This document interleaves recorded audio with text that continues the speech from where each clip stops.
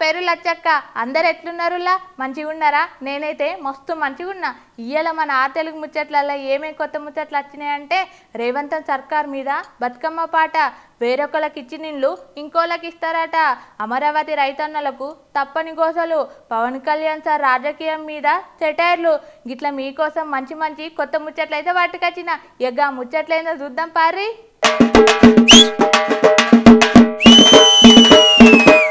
బతుకమ్మ బతుకమ్మ ఉయ్యాలో, బంగారు బతుకమ్మ ఉయ్యాలో, రేవంత్ సారు ఉయ్యాలో, నీ జాగల నువ్వుండు ఉయ్యాలో, మా ఇండ్లల్లా ఉయ్యాలో, మమ్మల్ని ఉండని ఉయ్యాలో, మూసి ప్రక్షాళన ఉయ్యాలో, ఉన్న దాంట్లో వేసుకో ఉయ్యాలో, మా ఇండ్ల జోలికి ఉయ్యాలో, నువ్వు రావద్దయ్య ఉయ్యాలో. గిట్ల పబ్లిక్ అనుకుంటా వాళ్ళకున్న బాధలన్నీ బతుకమ్మ పాట రూపంలోనైతే చెప్పిండ్రు.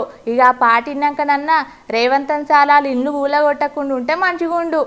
వెనకటికి అమ్మలక్కలు వాళ్ళ జీవితంలో జరిగే కట్ట సుఖాలను పాటల రూపంలో కైగట్టి పొలాల పనులకు పోయేటప్పుడు గట్లనే బతుకమ్మ పండుగప్పుడు ఆ పాటలను అయితే వాడుతుండే.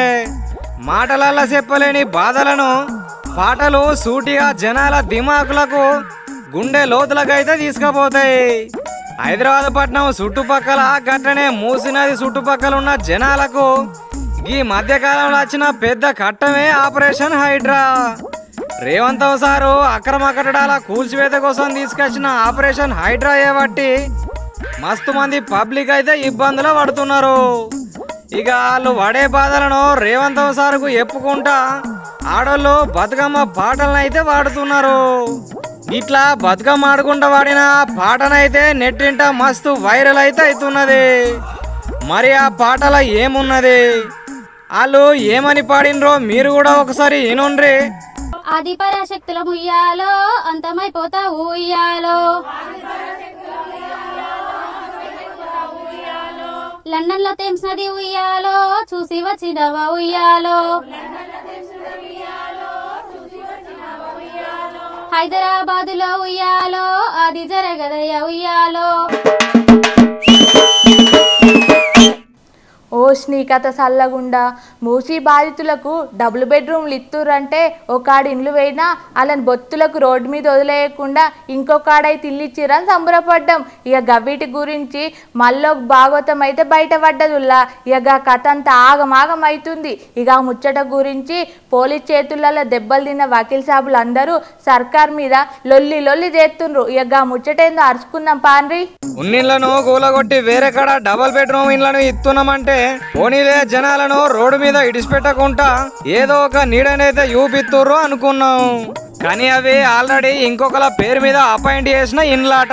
ఇక ఆల్రెడీ మా పేరు మీద ఇచ్చిన ఇండ్లను ఇంకోలకు ఎట్లు ఇస్తారని వాళ్ళు కొట్లాడనైతే షురు చేసిండ్రు. ఆ బాధితుల తరపున సపోర్ట్ చేస్తానికి వచ్చిన కొంతమంది వకీలు సాబులను దొబ్బేసుకుంటా ఇష్టం వచ్చినట్టు ప్రవర్తించిండ్రట పోలీసోళ్ళు. ఇక గిట్టనే ఉంటదా మర్యాద అని వకీల్ సాబులు ఆలీలా చెప్పినాక పదుల సంఖ్యలో అందరూ లాయర్లు వచ్చి గవర్నమెంట్ కు వ్యతిరేకంగా అక్కడ ధర్నాలు అయితే ఎత్తుండ్రు. అయినా ఆల్రెడీ ఒకరికి ఇచ్చిన ఇండ్లను మూసి బాధితులకు ఇస్తే ఎట్లా నడుస్తుంది సార్లు? జరా మీరే సోచాయించుండ్రి.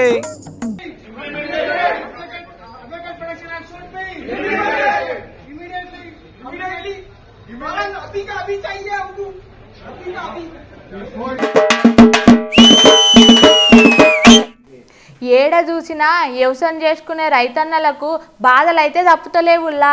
రాజధాని నిర్మాణం కోసం ఆంధ్ర రైతుల దగ్గర భూములు అయితే తీసుకుంది సర్కారు. ఇక అవి అన్సైడ్ భూములు కాబట్టి వాళ్ళకు అందే సాయం అందక వాళ్ళు పడే బాధలైతే అంత ఇంత కావుల్లా. ఇక ముచ్చటేందో అరుచుకుందాం పాన్రి. అమరావతిలో అసైన్ భూముల రైతుల పరిస్థితి మస్తు దయనీయంగా అయితే ఉన్నది.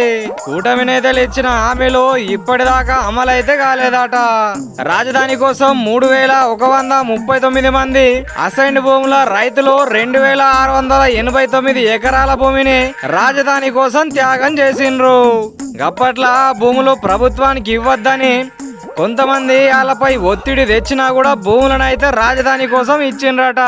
సిఐడి విచారణ పేరుతో ఆ భూములను నాట్ టాలెడ్ జాబితాలో పెట్టి 3 ఏళ్ల సంధి వాళ్ళకు కౌలును కూడా ఇత్తలేరట. కూటమి సర్కార్ వచ్చినాకనన్న తమ కష్టాలు పోతాయని భావించిన రైతుల ఆశలు అడి ఆశలే అయినాయి. ఇప్పటికీ 1000 కుటుంబాలకు చెందిన 1650 ఎకరాల భూమిని నాట్ టాలెడ్ జాబితాలోనే ఉన్నది. ఇక ఈ జాబితాలో ఉండు ఏవట్టి వాళ్ళకు కౌలు పైసలు కూడా అత్తలేవాట. వైసీపీ ప్రభుత్వం కక్షపూరితంగా పెట్టిన సిఐడి కేసులనే సాకుగా చూపి కౌలును చెల్లించకుండా ఆపేసిండ్రు. కూటమి ప్రభుత్వం పట్టాదారు రైతులకు కౌలు చెల్లించిన అసైన్డ్ రైతుల కౌలు మాత్రం చెల్లిస్తలేదు. గట్లనే సిఆర్డిఏ అధికారుల తీరుతో అసైన్డ్ రైతులు మనోవేదనకు గురవుతున్నారు. వైసీపీ ప్రభుత్వ హయాంలో ఉన్న పరిస్థితి కంటే అత్యంత అమానవీయంగా అధికారుల తీరు ఉన్నదని రైతులు ఆవేదన అయితే చెందుతున్నారు. సాక్షాత్తు సిఆర్డిఏ అదనపు కమిషనరే తమను ఉద్దేశించి అవమానకరంగా మాట్లాడుతున్నారని రైతులైతే అంటుండ్రు. అలా సమస్యలు పరిష్కరిస్తామని స్థానిక ఎమ్మెల్యే హామీ ఇచ్చినా కూడా అమలు చేస్తలేడని అమరావతి నిర్మాణం దిశగా నిర్ణయాలు తీసుకుంటున్న సమయంలో తమ సమస్యలు పరిష్కరించాలని అసైన్డ్ భూముల రైతులు కోరుతున్నారు. పవనాల్ సార్ రాజకీయం బగ్గనే నేర్తున్నట్టున్నాడు కదా. చర్చికి పోతే బాప్టిజం తీసుకున్నా, నా 2 పిల్లలు కూడా తీసుకున్నారు, ఎటువైనా బైబిల్ ఎంబటినే ఉంటుంది అంటాడు. ముస్లింల టోపీ పెట్టి మండిలా కూర్చుండి పెద్ద కూర తింటున్న వీడియోలు కూడా బయటకు వచ్చినాయి. ఇప్పుడేమో సనాతన ధర్మం గురించి ప్రవచనాలు ప్రసంగాలు ఇస్తుండు. కానీ పవన్ కళ్యాణ్ సారు, చంద్రబాబు సారు తిరుపతి లడ్డు కోసం చేసిన లొల్లి అంత ఇంత కాదుల్లా. ఇక ముచ్చట గురించి కోర్టు గట్టిగా అడిగేసరికి వెనక్కి తొవ్వలు దొక్కుంటా మాకేం తెలియదు అన్నట్టు చేస్తాండ్రు. నిన్న మొన్నటి దాకా తిరుపతి లడ్డు వ్యవహారం గురించి మీటింగ్లు పెట్టి మీడియా ముంగట నోరు దించుకొని మొత్తుకున్న చంద్రాలు సారు, పవనాలు సారు హైకోర్టు లడ్డు కల్తీ జరిగిందనడానికి ఆధారాలు ఏంటిది, అసలు ఏమైంది అని గట్టిగా అడిగేసరికి మాకేం తెలియదు అన్నట్టు వెనుకడుగైతే ఎత్తాన్రు.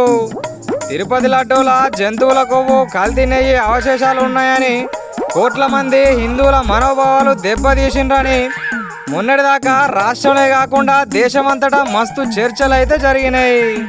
పోయిన సర్కారు అజాగ్రత్త చేయబట్టి ఇదంతా జరిగిందని నిన్న మొన్నటిదాకా మొత్తుకున్నోళ్ళు ఇప్పుడు మేము మాజీ ముఖ్యమంత్రి పేరే ఎత్తలేదని అంటున్నారు. పవనాలు సార్ అయితే సనాతన ధర్మం కోసం ఏడి కోవటానికైనా ఏం చేయడానికైనా అవసరమైతే పదవులు త్యాగం చేయడానికైనా సిద్ధమని స్పీచ్లు అయితే ఇస్తున్నాడు. నిన్న జరిగిన ఒక మీటింగులో వారాయి బండి మీద నిల్చొని మాట్లాడిన పవనాలు సారు ఆ బండి చుట్టూ బారికేట్లతోని పెద్ద పెద్ద కంచెలు అయితే ఏర్పాటు చేసుకున్నాడు. ఇక దీని గురించి కూడా పెద్ద మొత్తంలో ట్రోలింగ్ అయితే జరుగుతుంది. Even right now I'm saying I'm not blaming him. చూసిరు గదుల్లో మన ఆర్ తెలుగు ముచ్చట్లు ఎట్లున్నాయి, మంచిగా ఉన్నాయి కదా. రేపు గిదేయాలకు గిక్కనే కలుద్దాం. అంతవరకు చూస్తూనే ఉండుర్రి ఆర్ తెలుగు. శనార్థి.